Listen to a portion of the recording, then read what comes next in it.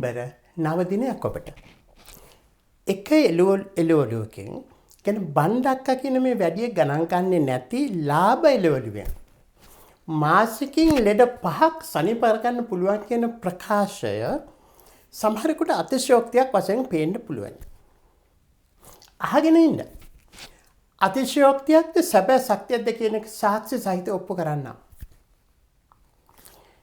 මෙන්න බලන්න මගේ බණ්ඩක්කා වගාව.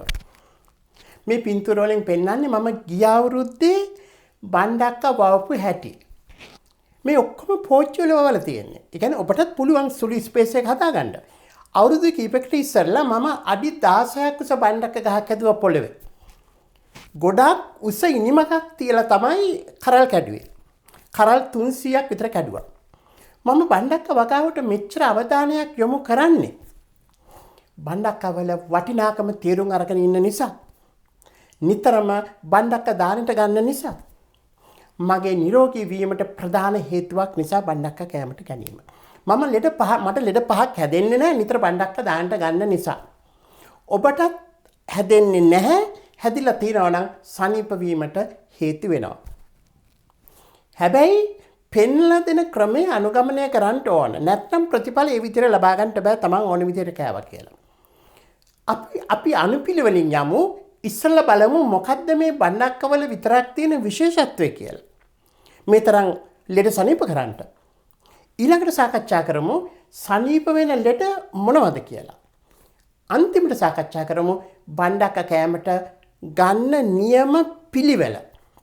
මේ ලෙඩ සනීප කර ගැනීමට.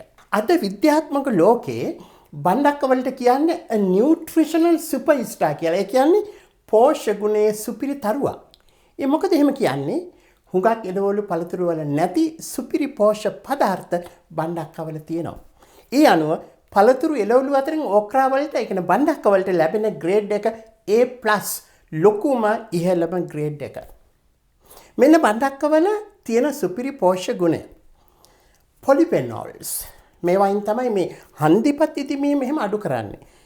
විටමින් A, B, C සහ K ඒක මැග්නීසියම්, පොටෑසියම්, කැල්සියම්, ෆයිබර් මේ වගේ ෆයිබර් වර්ග දෙකක් තියෙන සොලියබල්, ඉන්සොලියබල් දෙකම ඕක්‍රාවල තියෙනවා. බණ්ඩක්කවල සෙවල කියන්නේ ඒ තමයි මේ ෆයිබර් කියන්නේ. කිසිම එළවලුවක පළතුරක නැති විදිහේ සෙවල ගතියක් තියෙනවා බණ්ඩක්කවල. ඒ කියන්නේ අනිත් සියලුම එළවලු පළතුරු වලට වැඩිය ෆයිබර් බණ්ඩක්කවල තියෙනවා කියන එක. ඊළඟට ප්‍රෝටීන්, ෆ්ලේනෝවොයිඩ්, ඊළඟ ලෙක්ටින්ස්, පොලිෆෙනෝල්ස්, ද කැන්සර් සුව කිරීමට, ඊළඟ ඉන්ෆ්ලමේෂන් අඩු කිරීමට. බලන්න බණ්ඩක්ක කියන්නේ නියුට්‍රිෂනල් පවර් හවුස් එකක්. පෝෂණ බලාගාරයක්. මේවායින් තමයි ලෙඩ සනීප කරන්නේ, ලෙඩ වළක්වන්නේ. හොඳයි අපි ඊළඟට බලමු මොනවද මේ සනීප කරන වළක්වන ලෙඩ කියලා. 1. දියවැඩියාව. ලෙඩේ මූලික අවස්ථාවේ නම් ඒ කියන්නේ ප්‍රී ඩයබටික්ස් නම් සම්පූර්ණයෙන්ම සුව කරනවා. හැදිලා නැත්නම් හැදෙන්නෙත් නැහැ. දියවැඩියාව ටිකක් තදයට තියෙනවා නම් ඒත් ලේවල සීනි පාලනය කරනවා. මෙන්න මේ ලිපියෙන් පෙන්වන්නේ පර්යේෂණවල ප්‍රතිඵල. හරි ක්‍රමයට බණ්ඩක්ක කැමරට ගත්තොත් අනිවාර්යෙන්ම ඕනම කෙනෙකුගේ සීනි පාලනය වෙනවා. එහෙම වෙන්නේ විශේෂයෙන් බණ්ඩක්කවල තියෙන ෆයිබර් නිසා. ඒ ෆයිබර් වලින් කාබෝහයිඩ්‍රේට්ස් and sugar සීනි ඇඟට උරා ගන්න එක අඩු කරනවා.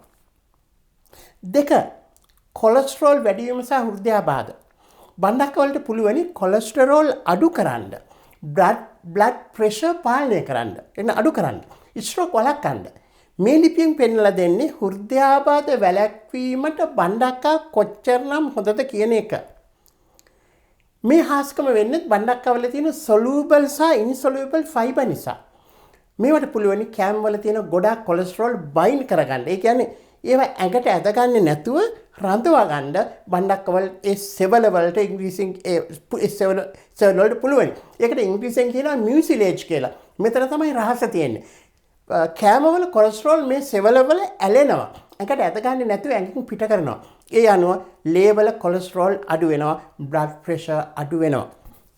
3.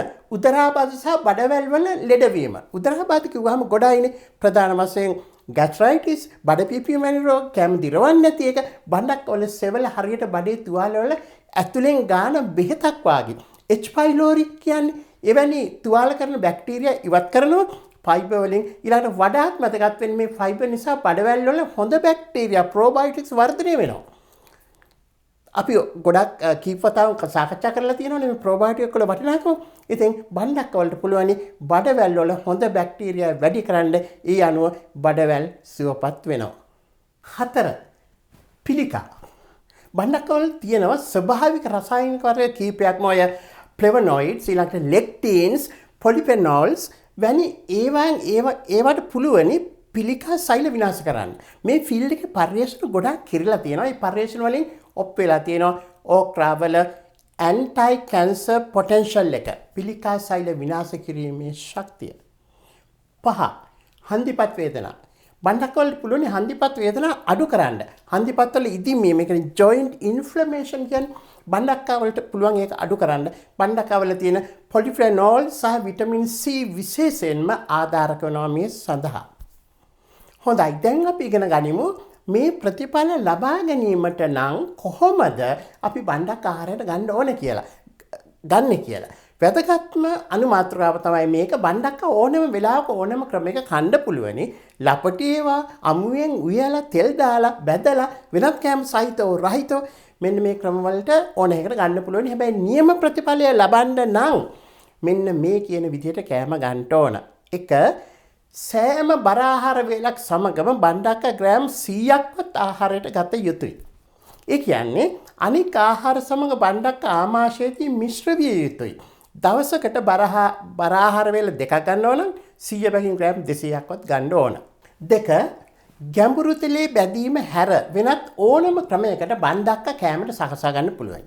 ස්ටීම් කරලා වෙන්න පුළුවන්. ඊළඟට සූප් එකකට දාලා වෙන්න පුළුවන්. ව්‍යංජන වශයෙන් උයන්න පුළුවනි. ඕනෑම ක්‍රමයකට හදාගන්න පුළුවන්. තවත් හොඳම ක්‍රමයක් තමයි පිකල් දාන එක. හැබැයි විනාගිරි දාන්න එපා. ප්‍රෝබයොටික්ස් හැදෙන්නේ නැහැ. තියෙන ප්‍රෝබයොටික්ස් විනාශ වෙනවා. පිකල් මේ විනාගිරි නැතුව තමයි හදාගන්න ඕන. 3. කොත්තමල්ලි සූදුරු තක්කාලි සුදු ලූණු සහ ලූණු වැනි කෑම සමග මිශ්‍ර කර ඉව්වොත් හෝ කෑමට ගත්තොත් බණ්ඩක්කවල තියෙන ඵලදායක බව ගොඩාක් වැඩි වෙනවා කියලා පර්යේෂණ වලින් ඔප් වෙලා තියෙනවා. ඒ නිසා මේවත් සමග තමයි උයා ගන්න කන්න ඕන. 4. නියම ප්‍රතිඵල ලැබෙන්න මාසයක්වත් මේ විදිහට ගන්න ඕන. ලබාගත් හොඳ ප්‍රතිඵල ආරක්ෂා කරගන්න සඳහා දිගටම ආරක්ෂා කරගන්න හැමදාම ගන්න ඕන. හරියට විටමින් ගන්නවා වගේ. මාසයක් ගත්ත කියලා සදාකාලිකම ඩෙඩසිව වෙන්නේ නැහැ. 5. නරක කෑම වලින් ප්‍රවේශම් නොවි බණ්ඩක්ක වලින් පමණ ප්‍රතිඵල ලබා ගන්න බෑ. බණ්ඩක්ක වලින් ලැබෙන අසීමිත ප්‍රතිඵල අර්ථවත් කිරීමට නම් කෑම පිළිබඳව ප්‍රවේශම් විය යුතුයි. ඒ කියන්නේ බණ්ඩක්ක වල ಗುಣ පෙන්වීම ඕනම ජරා කෑමක් කාලා බඩ පුරවගෙන බණ්ඩක්ක කාලේ සනීප වෙන්න පුළුවන් කියන මෙන්න මේ මෝඩ මිත්‍යා අදහස වැළඳ ගන්න තියෙන නිදහසක් නෙවෙයි. අවසාන වශයෙන් මම කියන්නේ ලෙඩවලට බටහිර බෙහෙත් ගන්න අය වහා මේ බෙහෙත් නවත්තලා දැන් බණ්ඩක්ක කන්න පටන් ගන්න කියලා. එහෙම කියන්නේ නැහැ. එහෙම හදස්සක් මෙතන නැහැ. ප්‍රතිඵල වලට අනුව බෙහෙත් ක්‍රමයෙන් ඔබට පුළුවන් අඩු කරන්න බෙහෙත් ගන්නවා නම්. මොන බෙහෙතක් ගත්තත් බණ්ඩක්ක කෑමට ගැනීම අගුණයක් නැහැ. සමහරුන්ට කලාතුරකින් බණ්ඩක්ක ඇලර්ජික් වෙන්න පුළුවනි. නමුත් බණ්ඩක්ක වලින් සෙම ඇවිස්සෙනවා කියන එක සත්‍යයක් නෙමෙයි. ඒක මිත්‍යා මතයක්. ඔබට සම්මා සම්බුදු සරණයි.